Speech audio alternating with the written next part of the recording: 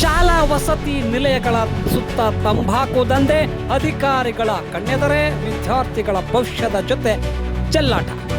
ಚಳ್ಳಕೆರೆ ನಗರದ ಪಾವಗಡ ರಸ್ತೆಯಲ್ಲಿರುವ ದೇವರಾಜ ಅರಸು ಹಿಂದುಳಿದ ವರ್ಗಗಳ ಕಲ್ಯಾಣ ಇಲಾಖೆಯ ಕಚೇರಿ, ಆದರ್ಶ ಶಾಲೆ, ಮುರಾರ್ಜಿ ವಸತಿ ಶಾಲೆ, ಸರ್ಕಾರಿ ಐಟಿಐ ಕಾಲೇಜ್ ಹಾಗೂ ವಿದ್ಯಾರ್ಥಿ ವಸತಿ ನಿಲಯಗಳ ಸುತ್ತಮುತ್ತಲಿನ ಪ್ರದೇಶದಲ್ಲಿ ಅಕ್ರಮ ಪೆಟ್ಟಿಗೆ ಅಂಗಡಿಗಳ ಹಾವಳಿ ಮೀರಿದೆ ಎಂಬ ಆರೋಪವು ಕೇಳಿಬಂದಿದೆ. ಹೌದು ಪ್ರಿಯ ವೀಕ್ಷಕರೇ, ಈ ಅಂಗಡಿಗಳಲ್ಲಿ ಎಗ್ ರೈಸ್ ಜೊತೆ ಗುಟ್ಕಾ, ಸಿಗರೇಟು ಹಾಗೂ ವಿವಿಧ ತಂಬಾಕು ಉತ್ಪನ್ನಗಳ ಬಹಿರಂಗವಾಗಿ ಮಾರಾಟ ಮಾಡಲಾಗುತ್ತಿದ್ದು, ವಿದ್ಯಾರ್ಥಿಗಳು ತಂಬಾಕು ವ್ಯಸನದತ್ತ ಆಕರ್ಷಿತರಾಗುತ್ತಿರುವುದು ಆತಂಕಕ್ಕೆ ಕಾರಣವಾಗಿದೆ.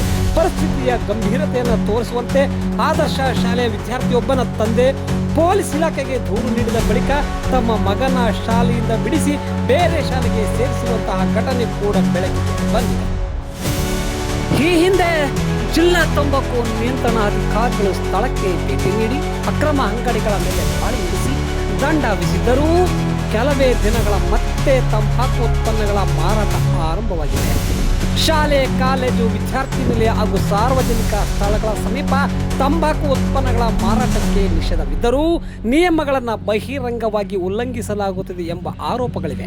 ಇದನ್ನ ಕಂಡು ಸಂಬಂಧಪಟ್ಟ ಅಧಿಕಾರಿಗಳು ಮೌನ ವಹಿಸಿರುವುದು ಸಾರ್ವಜನಿಕರ ಅನುಮಾನಕ್ಕೆ ಕಾರಣವಾಗಿದೆ. ವಿದ್ಯಾರ್ಥಿಗಳ ಆರೋಗ್ಯ ಮತ್ತು ಭವಿಷ್ಯದ ಹಿತದೃಷ್ಟಿಯಿಂದ ಜಿಲ್ಲಾ ಆಡಳಿತ, ಪೊಲೀಸ್ ಇಲಾಖೆ ಹಾಗೂ ತಂಬಾಕು ನಿಯಂತ್ರಣ ಕೋಶದ ಅಧಿಕಾರಿಗಳು ಅಕ್ರಮ ಅಂಗಡಿಗಳನ್ನು ಶಾಶ್ವತವಾಗಿ ತೆರವುಗೊಳಿಸಿ ತಪ್ಪಿಸ್ಥರ ವಿರುದ್ಧ ಕಠಿಣ ಕಾನೂನು ಕ್ರಮ ಕೈಗೊಳ್ಳಬೇಕಿದೆ ಎನ್ನುತ್ತಾರೆ ಇಲ್ಲಿನ ಸಾರ್ವಜನಿಕರು ಹಾಗೂ ವಿದ್ಯಾರ್ಥಿ ನಿಲಯದ ವಿದ್ಯಾರ್ಥಿಗಳ ಪೋಷಕರು.